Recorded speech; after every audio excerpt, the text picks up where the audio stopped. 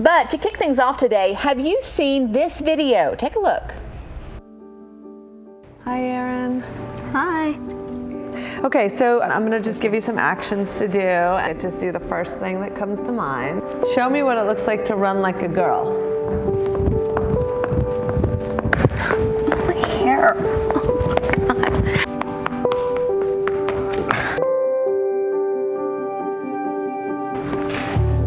My name is Dakota, and I'm 10 years old.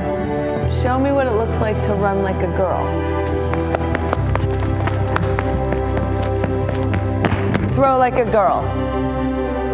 What does it mean to you when I say run like a girl? It means run fast as you can. So do you think you just insulted your sister? No. I mean, yeah, insulted girls, but not my sister. So that video has sparked some serious conversation in many families about the way our words influence and impact people. Today we are getting real with Jessica Phillips, and Jessica's our guest. As the mother of girls, this video really spoke to us. It did, because we live in 21st century North America, and we think that we live in this place where equality isn't an issue anymore.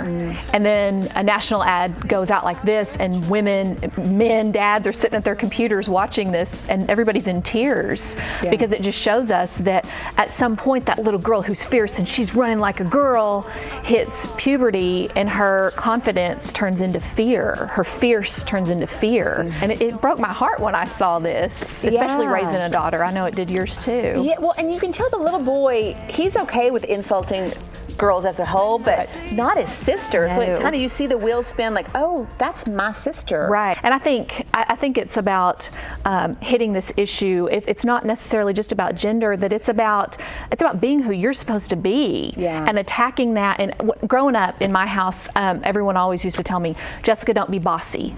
And I'm like, but I have better ideas.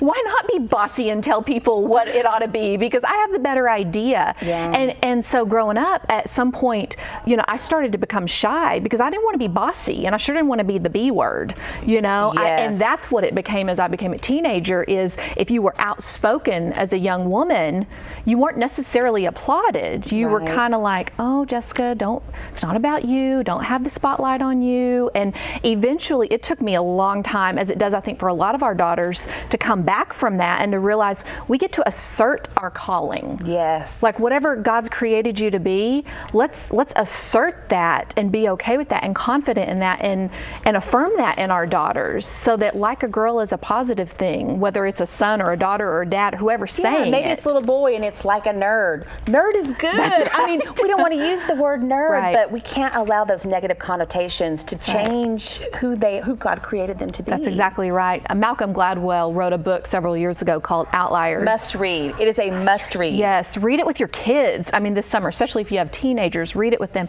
But he talks about what makes highly successful people successes. And he talks about the rule of 10,000.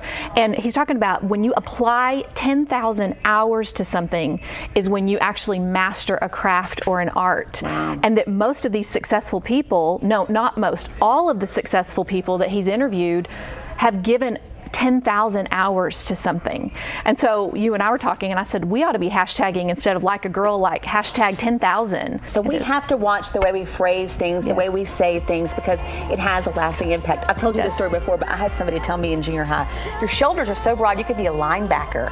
I can still remember how that felt. So those words are impactful, and we have to be careful. We have to be so careful, and we've got to raise up these little girls to be strong women, and that starts when they are little girls, and that they run and they're fierce and they run forward into their future and they take that. I like that. Yeah. Jessica, thank you so much for being here with us today.